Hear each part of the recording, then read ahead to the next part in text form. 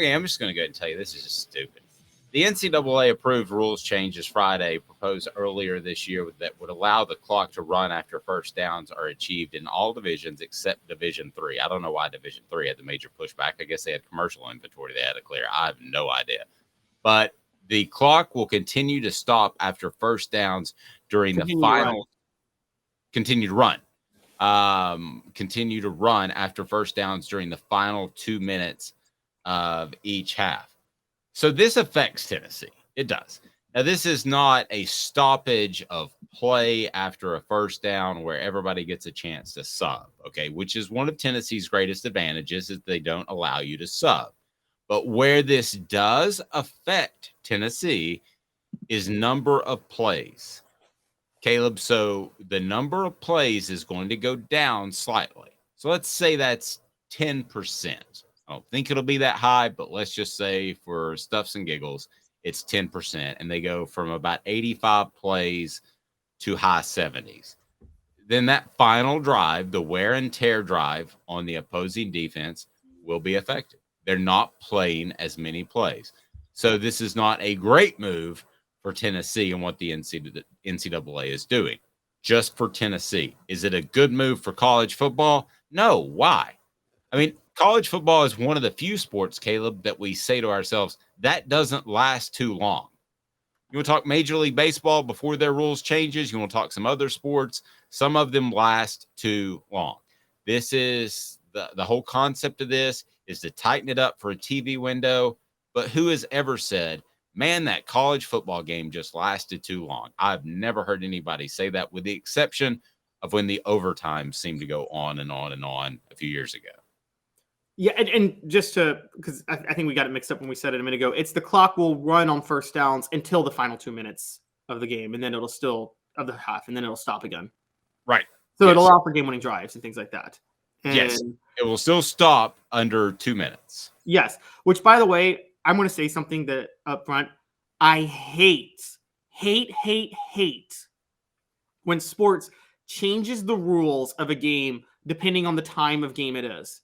I hate that when they did the out-of-bounds thing with football, where out-of-bounds, the clock doesn't stop anymore until it's the final 2 minutes. I hate the whole you can't fumble the ball forward on fourth down. How about just be consistent? You just can't fumble the ball forward, period. It either always stops or doesn't stop when you go out of bounds. Like, I'm sorry. I hate when they, do this to help the situational football and make it more entertaining. I think it's dumb. Sorry, that's just my one rant. I think rules should be uniform no matter what the time of the game it is. I agree with that. Yeah. And so that's my one big pet peeve of this. I'm with you. The thing people don't understand about college football, more than any other sport, and people on the message boards correct me if I'm wrong, but I feel like college football, even where I am, up here in DC, where nobody cares about college football, the people that do go to the college football games, they make a whole day out of it. People expect college football to be an all-day affair. That's not other sport. It's not like other sports. NFL, you go watch your team at 1 or 4, and then you call it a day. You do whatever else you have to do on a Sunday. Baseball, you go to work, you do whatever, and then you go to the game that night. Basketball, same thing. Football, college football is an all-day thing. There's no reason to shorten the game because, Dave, you cover college football for 15 years for the Knoxville News Sentinel. When you covered it, you knew that was an all-day job, right? That was 7 a.m. to midnight or 1 a.m. in the morning. And listen, I've never heard anybody say, man, that game drug on. Not one time in my life. Not once. Now, I will say, now, Mr. Jones brings up a point which you read right into the direction I was going. Fake injuries. And we know who does fake injuries as much as anyone. He goes by the initial LK.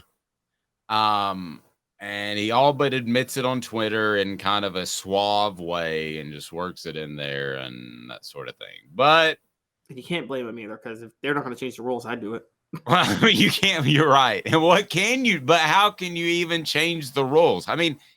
If that's John says, unless you're a Vandy fan, it drags on too long. It does for Vandy fans. Well, I know you can change the injuries rule. That's easy. How? Fix it, because I haven't heard a good one. So I'm probably about to shoot yours down, but I'll be open-minded. If a player gets hurt, they have to miss the remainder of that drive and the next drive. The next time the defense is on the field. But see, here's why that doesn't work. What if it's just a little nick, a little bang, and he needs to go out for just a second. And then, okay, what you're doing by doing that, and it sounds good. Don't get me wrong, Caleb. You know I love you and I love your judgment. I think you're great. But here's what it does for a player. He's going to say, man, I just kind of tweaked my ankle, or I just kind of have a stinger. I'm going to stay out here because I don't want to miss the rest of this drive and the next drive. Oh, so you think it's encouraging players to play hurt, which they're trying to stop?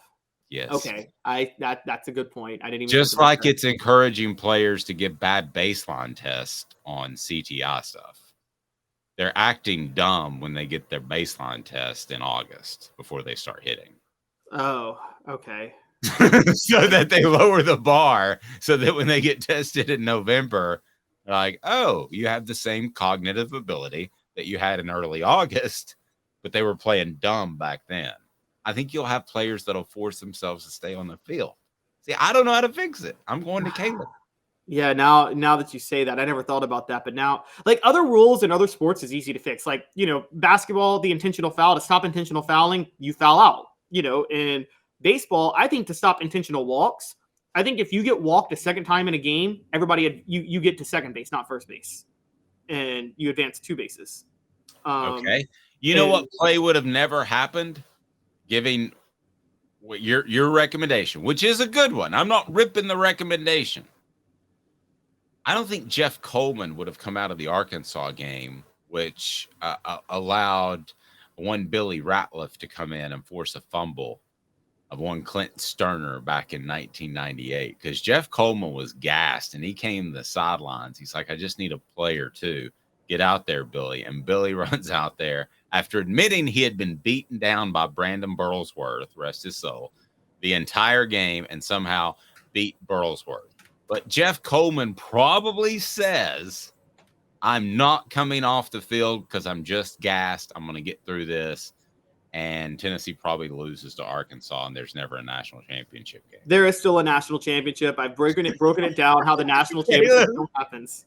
Caleb is taking away your national title, Tennessee fans. No, Dave is taking away your national title. We got to talk about this with Fred White on Friday. Okay, this is the most unfair narrative ever written against Tennessee football. Okay, they win the national title regardless of that fumble. Was that fumble a lucky play? Yes.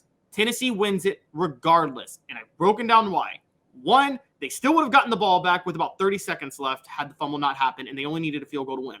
2, even if they lose, they would have met Arkansas again in the SEC championship game. They would have won that game, and based on the BCS and the formula at the time, they would have been one of the top 2 teams. So all I'm saying is that with your changes, Jeff Coleman's probably like, man, I'm not taking myself out. I won't be out even the next drive. So then Tennessee's a 12-1 national title team instead of a 13-0 national title team. Hey, Vol Twitter, do you really care if you're 12-1 or 13-0, or do you just care about that championship?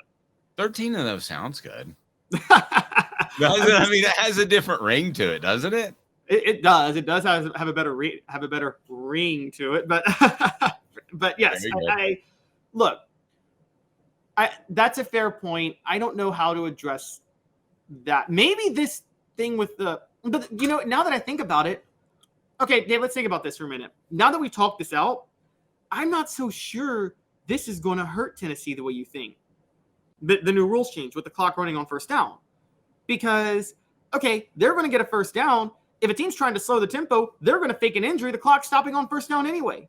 Like, I think Tennessee moves so fast, it's less relevant for Tennessee than it is for another school that when they get a first down and the clock's running, it's kind of – my problem is actually I say let the clock run on first down the whole game, because Tennessee is more equipped to run a 2-minute drill with the clock running on first down than other teams are. But still, you would agree fewer plays at the end of the day would not benefit Tennessee. That fatigues the defense long term.